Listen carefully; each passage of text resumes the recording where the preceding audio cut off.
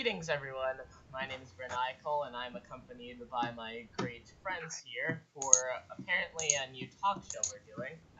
Please state your names and greet yourselves. Introduce yourselves, please. Ryan. Okay. Ryan. Oh, excuse Hi, I'm me. Blade Mystic. That's really enthusiastic. Hey, I'm Blade Mystic. Whoa, talk shows are cool. Hi, I'm Blade Mystic. Okay. I'm sorry. Hey, I'm Blade, and just I love to play chess. enthusiastic now. Hi, I'm Blade Mystic, your new best friend. Proceed, Jason. All right. My name is Jason, or you can call me Ace, or Ace Galactic, or Ace Diamond, or the Galactic Savage. Indeed. Reed. Hey, I'm Reed. You can call me Redstone Buddy. I like to play chess. Wonderful. And lastly, we have Cornwall. I am the only competent member. Supposedly. That's not let's true. proceed. Before we Competent engage in actually means capable or having the skill to do something. Shut up, Reed. That is the definition derived directly from Google. Moving onward, let's proceed to our conversation. Today our topic is on the subject of video game pricing. And of course we'll branch off into other smaller categories, but this is the primary topic. So Jason, I'd like your opinion first on this, actually. All right. I mean, a Wii U game, or a PlayStation game, or an Xbox game would cost $60, and there's not really that much into the games. You could probably beat them in like a few days. Yeah. So I don't know. I mean, certain games just pump out content for profit. Like, I'm going on a limb here, and there's going to be backlash, but Call of Duty, okay? Like, it's overpriced, and you get, like, 2 new reskins of a single gun. No, they're all reskins. I'd say Destiny. Destiny is constantly making DLCs that don't really advance the story that much. Going on that, it's $140 for the whole thing. Dang. That is ridiculous. To stay up to date, and you only get like 2 actually good campaigns. The first and then the Taken King. No, I've never. The other 3 are utter trash and completely short. So, Lucas, what is your opinion upon this?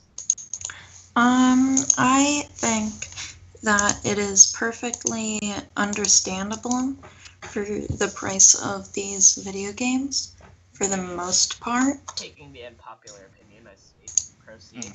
Elaborate. Because, for many people in the game designing industry, it's very hard to make money because there's a long period of time in which you can't make money because you've made the game, but it hasn't, the sales haven't come in yet. Well, and so having more money after that to survive is, I feel, better.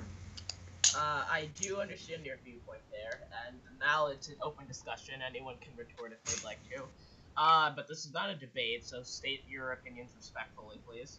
So, regarding that, I agree with what you said. It's very difficult because at that point you use all the money that you had in order to make the game. But if the game is decent enough, and if you're overpricing it, like certain games are overpriced, then you're not going to obtain profit either way. It's like, what was that recent game? I'm not sure whether it was Infinite Warfare or one of those games that rival Call of Duty. Oh, Infinite Warfare. Yeah. Infinite but Warfare I think it's a branch is off Call War of Duty. for. Yeah, Infinite that's Call of Warfare Duty. Is Call of Duty. Okay. But yeah, I can see what you're saying. Well, there is a contender, though. That's my point. There's a primary contender to Call of Duty, and Which is Battlefield. Well, yes, that's what I was looking for, Battlefield, and the majority of a large amount of their fan base, Call of Duty, has migrated over there for the sole reason that it's not enough content in Call of Duty, and I've only played the game like twice, not at my own house, but at someone else's, and at a ruins actually. And I must say that Call of Duty is not interesting in my opinion at all. It's just running, gun in hand, firing. Yeah, but I mean, so you could say, oh, well, that's the same thing for Overwatch. But I guess, like, Overwatch has a different feel to it. Like, you're actually making progress somewhere. That Team Well, Fortress 2 feel. what? Nothing. Never mind. No, With Well, here's the Overwatch, thing. there's more content. Well, I wouldn't say there's more content, but it has more. Well, like- No, Jason, please say what you're There's saying. more feel there- diversity. There's more differences in kind in Overwatch. Jason, what were you saying? Please. I basically said that Team Fortress 2 has that Overwatch feel, and I mean, I prefer Overwatch simply because it has a larger amount. It has a larger amount of heroes, and it suits my graphic style and playstyle better. But the developers of Overwatch did, in fact, say that a lot of the game was an inspiration from TF2, and then you have Paladins, which is Most of it is just stealing. Let's yeah. be honest. no You reskins. say most, you mean all. The game is essentially No, there's one original character. There's one original yeah, character. one original character. Like when they blatantly copied Reaper and removed like one gun, but yeah, genius. And the people out there who say, well, Paladins was technically released before Overwatch. No, it was teased prior to Overwatch, but Overwatch was released before it, and that also means that Heroes were released before it, so clearly they did take a lot of inspiration from Overwatch as well. If you just look at the designs, and recently, one of their most recent heroes is like a direct copy of Hanzo as well. So, Oh yeah, Slime Rancher. I think that game is way too overpriced. Well, it's an indie developer, so I mean, even indie developers they'd be making a lot less money. indie Okay, so here's developers the thing. make Here's my problem. So I play on a gaming laptop, and so in December of last year, I bought Fallout 4, and I can't play it on my computer because it's not capable of getting a new graphics card. that's sad. So basically, you have to keep in mind that it's not just the game, but sometimes it can be the console or device that you're playing the game on as well. Yeah, that's true. Slime Rancher is $20, and it's an early access game. well, Like, basically, the It's an biggest thing in indie there is developer, science. though. But I mean, indie developers make more money than someone who's working in a company because the company takes more money or takes a percentage of that money and they use it for them. So basically, if I'm working for like Nintendo, so everyone needs to make money, so they raise their prices higher. But if it's 5 people working on one game, they don't have to make it that high, and they're a popular game. And an early access at that point. So I mean, I think it should be lower because Well, actually, saying that, if you look on the Xbox under the Indie tab, 90% of those games are $1. exactly. One United States dollar. I mean, indie developers aren't expecting that many people to play their games. I will. Because Yeah, which is why they're priced no one knows so them. highly. Yeah. But that But doesn't make sense. That's another issue with the game developers in general, though, because evidently you'd like to make a profit from the game you're putting out there. But if you have the price at such a level where, and it's not a popular game as well, and you have a high price, it's illogical to think that no one's gonna want to buy that. yeah, it's like, oh, only a few people have played this, but it's so ridiculously overpriced for a game of its own caliber. That's something I comment a lot about for certain video games. Like Undertale was made from not many people, and it was like $9. And I guess there's a lot in there. Not really. I wouldn't say Undertale has a massive amount of content, but its fan base is so massive that they create their own. Huh. So Yeah, they don't even need to create like DLCs or whatever. yeah. Their mean, right fan now- base has already done that for them. Right now, I'm playing Shovel Knight, and it's like $14, I think. I don't know. it's Well, currently it's I'm a playing long Team game because Fortress 2. it's hard. It's a very hard game. And I mean, it's an indie. I don't know. So Oh, what God. shall we discuss now? We're at God. approximately 10 minutes or more, so Well, I In a format lost. like that. this has been going quite well. Actually, let's have a discussion because I believe we're all very fond of Nintendo. So let's have a discussion about Nintendo against other consoles. Okay. Well, basically, Nintendo, I feel, is keeping. I feel Nintendo is much more original Indeed, I agree. than others. Well, that's And because they take a Nintendo is lot more more focused on risks. portable devices. Well, I mean, the Well, Vita. it's not merely that because I wouldn't. Okay, their primary focus may be on consoles that are portable, but that's also the experiment. See, that's a clever move in marketing. Because Yeah. if you have something that you're able to take with you anywhere, like, even think about it now. Think about the NX, which was the Switch, which was recently put out there. If you have that with you, and think of playing Pokemon on that, Pokemon Sun and Moon per se, or a new Pokemon game on like the Nintendo Switch, and it's a portable device as well. Like you can take the entire thing with you, and that's a key part of their success too, because they have original games and they also have fine consoles, whereas like other systems are just competing with the exact same games. True. Like, oh, I have Call of Duty. I have it too. Exactly. Like, oh, I have this on the PS4. Well, I have this on the Xbox. But Nintendo's biggest problem is that they don't have enough third-party support. I mean, they're gonna have third-party support in their newest console Yes. because they don't have that weird dual screen mess.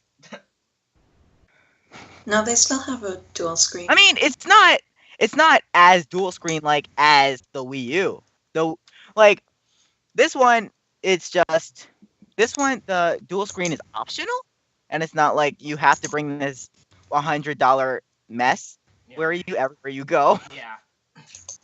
Or not everywhere you go. Yeah, not even to. That is a very good point because with the Wii U, the gaming pad that was like necessary for certain games you wanted to play. Like if you're playing with multiple people, but for the Switch, you just have the option. It's not mandatory at all. So,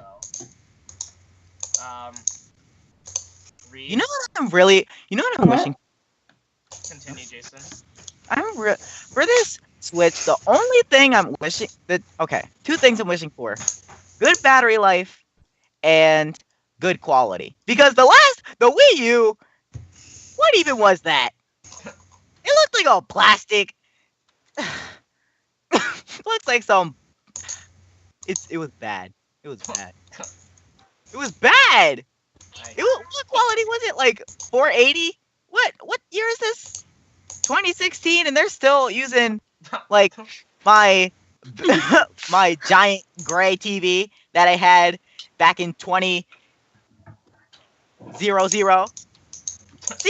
even say 20 What for year that. is it? 2016, and we're still using HDMI cables? I mean, still using. Exactly. Reed, what is your opinion upon this? Because I have not necessarily seen you vouch for Nintendo, but I'm curious. Well, I'm not really a Nintendo person. Sure, I did grow up with Nintendo, but lots of people have had some influence from Nintendo in their life. Let's be honest, everybody had a Wii. But as a comparison from Nintendo and other consoles and developers, what would you prefer? Well, I actually would prefer, I really don't, it's not really that much of a thing that I'm worrying about. Like, if one goes down, like Nintendo makes terrible games, I mean, it doesn't really affect me because I still have a multitude of other consoles that I could use. Interesting. Oh god. So, like, they go out of business, I'm not gonna be worrying.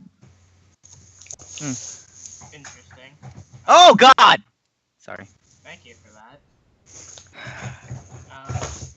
What shall we discuss next? Any proposals? But what was I gonna say? Dang. Cheating in video games. Everybody has a Wii. That's I was I gonna do say, have a Wii, but everybody has it's broken. everybody go downstairs and get your Wii. Well, Get if it. we're going Get to, it. I don't have if Actually, we're I going do not have the Wii anymore. It's been thrown out. If we're But you going, had one. fair point. If we're Everybody going had a into Wii. discussion Everybody of had a Wii. cheating, That's what he said. So if you previously we were actually discussing this, but if we're going into cheating, then I suppose we could go over Overwatch's ban policy. So essentially, if you don't know, to those of you two individuals watching this, anyway. AKA us. Two individuals watching this. Yeah, totally. So anyways, so Blizzard's new game Overwatch has a ridiculous ban policy. If you are caught cheating even once, your account will be locked from every single game. So if you had any other games that you didn't cheat on, you're not going to be able to open those or play those at all. Yeah, You'll be banned. You'll be banned from the store. That's so you actually can't. false. You will be banned from online play, so you'll be allowed to play on a game Online plays such as 80% of all of their StarCraft games. 2. Actually, 99% of all of their games. In solo mode, okay, or Not Warcraft 3. 99% of all of their games. Okay, fine. StarCraft has quite large single player campaign. Well, essentially, I believe that you'd have to get another computer because they completely do not allow you have to get a different account. Yeah. You have to entirely make another account. Was that so? Because I heard recently over that case that people made multiple accounts and they still weren't functioning because they knew that they were connected to They weren't what? Functioning. Oh, okay. Oh, they might be IP banned then. Yeah, that's... Those things are mad expensive, so I mean, hey. But I mean, like, today, no one, like, discipline is really bad. So I'm kind of glad that they're doing that. Yeah, because I'm personally relatively fond of their system because at least it gives you a perception that simply don't do this. Like, it's not even as though hacking is required in any way, shape, or form. If you're afraid of it, then that's your issue. Yeah. You should fix that. But I mean, like, I think it's just a little bit too harsh. I mean, you shouldn't be cheating, though. You shouldn't be cheating in the first place. That's the idea that they're sending, really. Yeah. If you're doing this, well, obviously you should stop. Exactly. Because, I mean, cheating is very common now. Like, Pokemon Go. Like, if you go to any gym, they have, like, this high-level Dragonite. And, like, a Dragonite is nowhere near that area. And you're in, like, some desert. You're in some desert and you find like all these like powerful water like Vaporeons and like I don't even know like Dragonite and there's no Pokemon there. Even if you live in like some urban area that has no Pokemon, they're still just gonna have urban areas usually have a lot of Pokemon.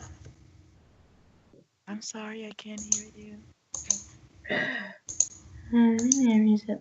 Goodness gracious, Lucas, you are extremely silent. What shall we discuss next? Crap. That sounds quiet. Crap. I mean, do we have to stay on the topic of the video game? Well, as I mentioned, yes, that's our primary topic, so it's going to branch off of that, but it should still be relevant to video games in general. We should talk about Moon. Or Pokemon Sun and Moon, because, How about we talk about downloadable content? I think that a lot of downloadable content shouldn't. My biggest problem is day one DLC. Okay, the thing that I hate the most. Let me tell you. I'm sorry for cutting you off, but freaking, if you're buying a $60 game and there's a bunch of DLC there, that's an issue because I'm paying $60, then I have to pay more to actually enjoy the game. Like, what's that game? Super Smash Bros. For example. All those freaking DLC characters are just reskins of others. Like Lucas, what's his name? That Mewtwo. Mewtwo is just Lucario.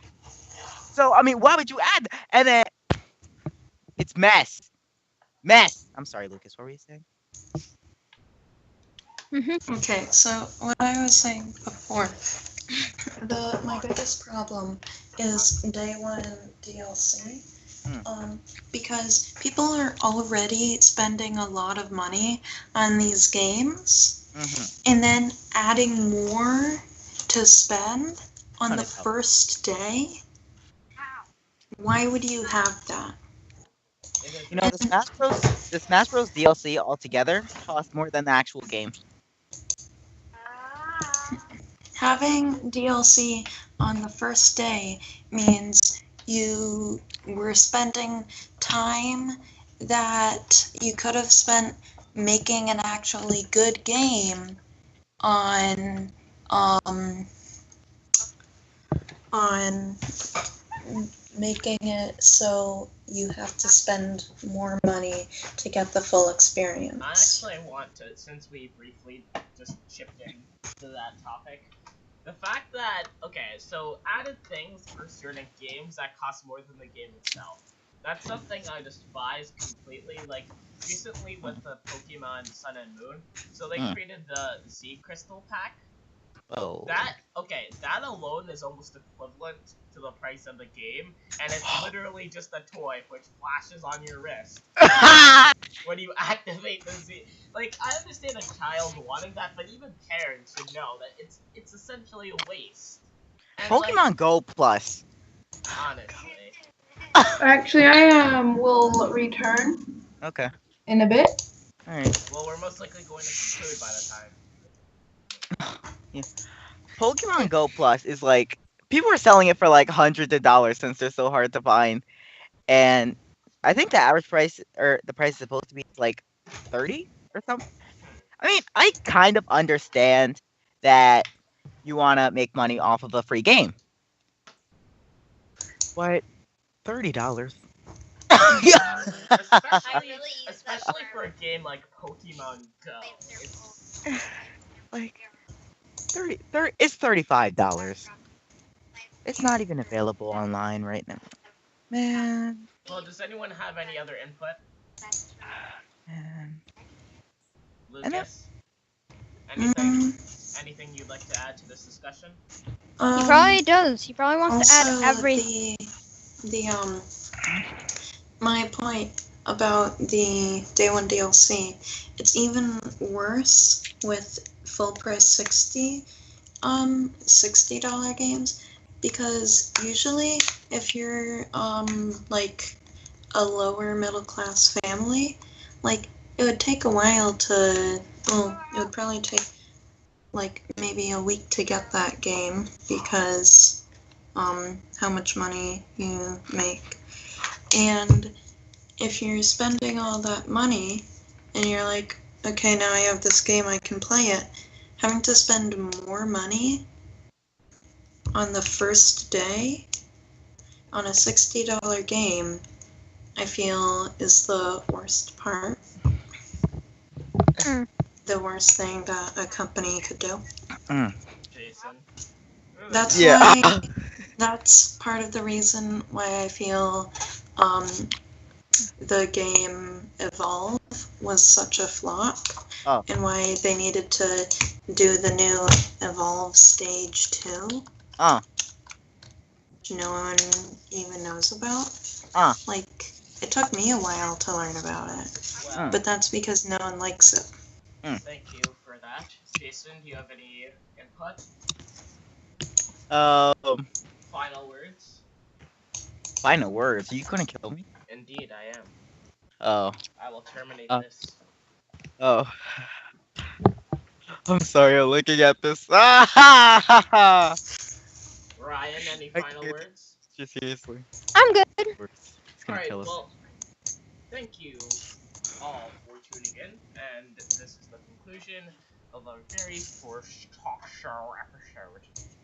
And we are the Galactics, which should be a temporary name unless we're remaining with this. Very hopefully temporary. Thank you once more, and farewell. Goodbye.